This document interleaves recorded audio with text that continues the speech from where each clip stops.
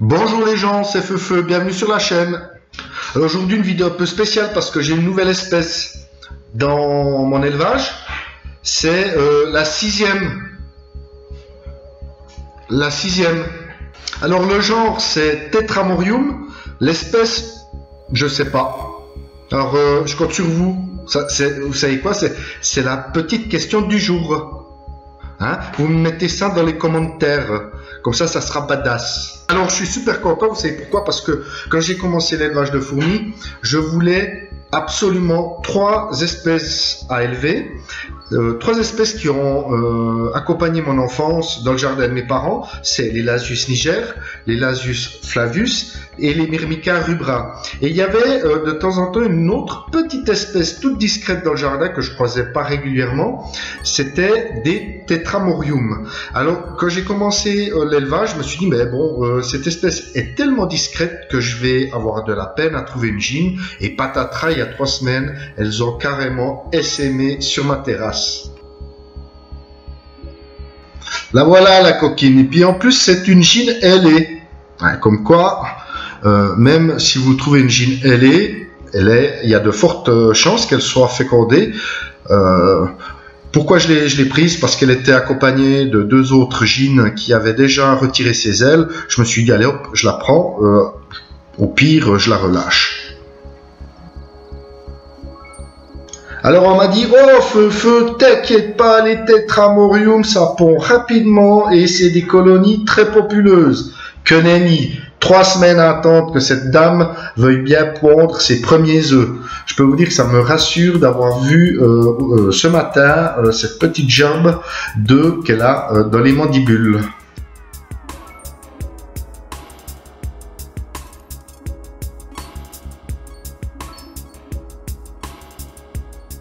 Alors, je récapitule. J'ai des Messor barbarus, j'ai des Coponotus turkestanus, j'ai des Flavius, j'ai des Niger, j'ai des Myrmica rubra, et maintenant, j'ai une fondation de Tetramorium. 6 espèces dans mon élevage.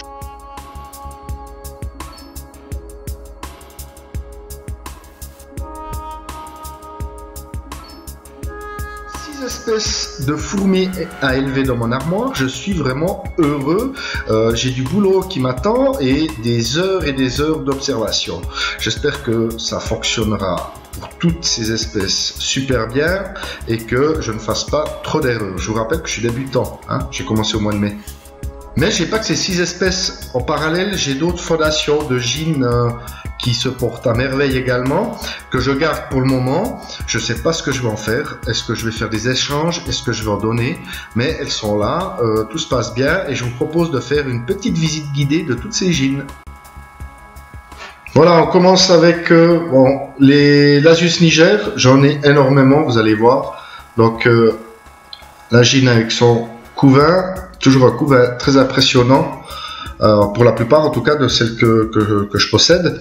Vous voyez qu'elle met le coton sur les larves pour les aider à faire leur cocon. En tout cas c'est ce que l'on m'a dit. Toujours une Niger avec ici un couvain un peu plus modeste. Donc c'est toujours intéressant de voir la différence entre chaque gine. Alors des gines qui pondent énormément, d'autres un peu moins. Ici un couvain un peu plus gros, toujours une Niger. Donc c'est intéressant de voir la différence entre les gines. Par contre le développement de chaque gine est plus ou moins le même. On commence à voir les premiers cocons. Elles ont toutes pondu très vite. Il a fallu 2-3 jours pour voir les premiers œufs. Voilà, on est toujours dans les Niger. Ici aussi, mais cette fois-ci avec une gine ailée. Le stade est quand même un peu moins avancé que les autres.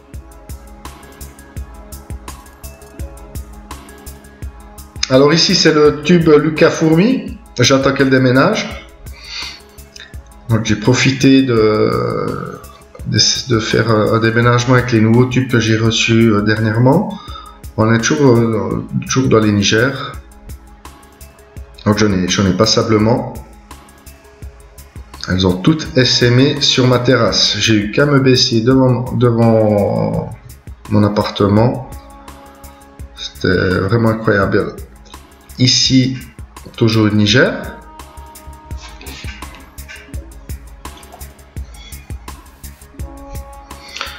Et là, on va voir ma Flavius qui a pondu dernièrement, qui a enfin pondu, elle a pris le temps. D'ailleurs, c'est la seule qui me reste, elles sont toutes mortes les autres. J'ai fait des erreurs.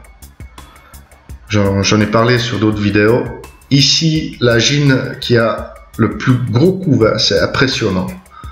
C'est impressionnant ce qu'elle ponde. Une Tetramorium qui, elle, n'a toujours pas pondu. Après 3 semaines. Une de mes 3 gines Tetramorium.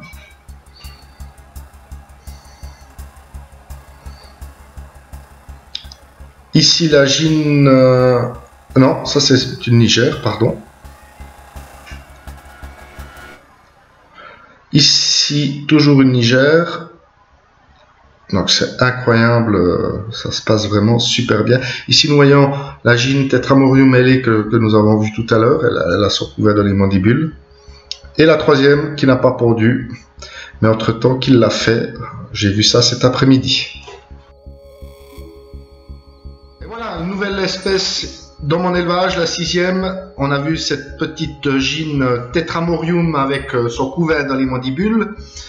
Et un petit tour d'horizon de mes fondations parallèles. Moi, je vous dis à bientôt pour une prochaine vidéo. Bye bye.